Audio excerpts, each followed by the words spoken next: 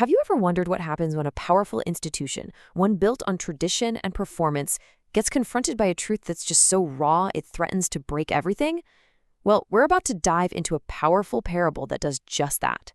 It's a story that pits two clashing forms of authority against each other, one that's inherited and another that's forged in fire. Right, this is the big question at the heart of it all.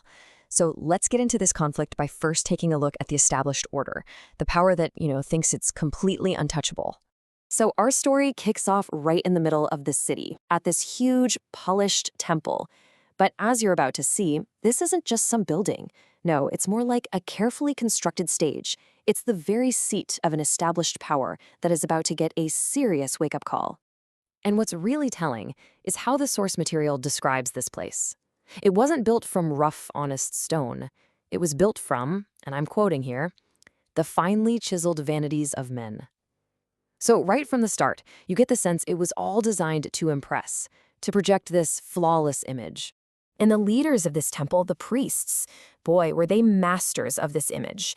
They literally draped themselves in these robes of carefully constructed tradition and spoke in a language full of rehearsed, holy formulas. Everything, and I mean everything, was about the outward show of piety. So how did they build up this authority? Well, they saw it as a divine right, something handed down to them through this long, comfortable lineage. They kept it going with these really theatrical rituals and, by you guessed it, loudly pointing out the sins of everybody else. So in short, their entire power structure was built on who their ancestors were and how good of a show they could put on for the public. And here's where it gets really dicey. This whole setup was a performance. A magnificent stage, sure, with the priests as the star actors. The problem was, they'd been playing the part for so long, they actually started to believe their own act was the truth. But just as the actors are getting a little too comfortable in their roles, a new voice shows up. And it doesn't come from the city or from another temple. It comes from the wilderness.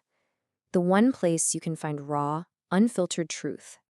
Okay, now we're going to see how this new voice doesn't just question the temple's authority, it completely shatters their whole carefully crafted image. And just look at the contrast here, it's brilliant. The priests spoke in these measured, comforting, ritualistic tones, stuff designed to soothe the crowd. The forerunner's voice, the complete opposite, hard, wild, and jarring. The source describes it beautifully as like a stone breaking a mirror. It wasn't meant to make you feel good, it was meant to make you see. This guy didn't have a grand temple, and for a very good reason. His whole philosophy was different. He knew that the truly holy place wasn't some building made of polished stone, it was the inner self.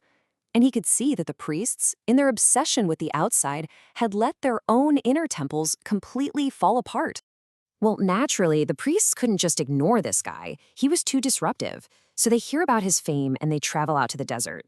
But get this, they don't go to listen or learn. They go to challenge his right to even speak, to question where he gets his authority. And this showdown just sets up the parable's central theme perfectly. On one side, you've got the priest's authority, inherited from tradition, built on what other people think of them, and designed to make everyone comfortable and obedient. And on the other side, you have the forerunner's authority, forged in the fire of the desert, built on self-overcoming with one single goal, to speak raw, undiluted truth. The parable uses this fantastic metaphor for this moment. The priests are like pampered hounds, totally used to being obeyed. And now, for the first time, they're facing a wolf that has no master. Now, the forerunner doesn't get into some theological debate with them about his credentials. He doesn't have to. He just looks right past their fancy robes and their important titles and sees the hollow space behind their eyes. And he calls them exactly what he sees, a brood of vipers. And then, he delivers the killing blow. He attacks the very foundation of their power, that claim to inherited authority, their lineage.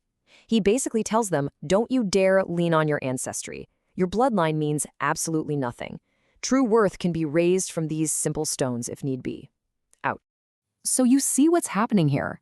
His words weren't just insults. No, they were a tool. They were a hammer, designed specifically to shatter the priest's fragile, comfortable little worldview. So how does this hammer work? Well, first, it reveals that the thing they thought was their greatest strength, their inherited status, is actually their biggest weakness. It's just a crutch. Second, it exposes their desperate need for human validation, for the applause of the crowd. And finally, it completely unmasks them for what they really are, just actors on a hollow stage. The authority the Forerunner embodies is defined here as the will to power. But it's a very specific kind. It's the self-overcoming that is taken through hardship, not given through tradition. It's the kind of power the priests had given up on a long, long time ago in exchange for comfort and hypocrisy. So, at the end of the day, the parable lands on this incredibly powerful conclusion. Real power, that true will, wasn't in the grand, polished temple with its armies of priests. Nope. It was in the heart of the one man who needed no building, no robes, and no script to speak with the force of thunder. And all of this leaves us with a question that echoes from that ancient desert right into our own lives today. When you look at the institutions all around you, in politics, religion, maybe even your own workplace, where does true authority really lie? Is it with the polished performance of the institution, or is it with the individual who has forged their own truth, often out there in the wilderness? It's a question worth asking, isn't it?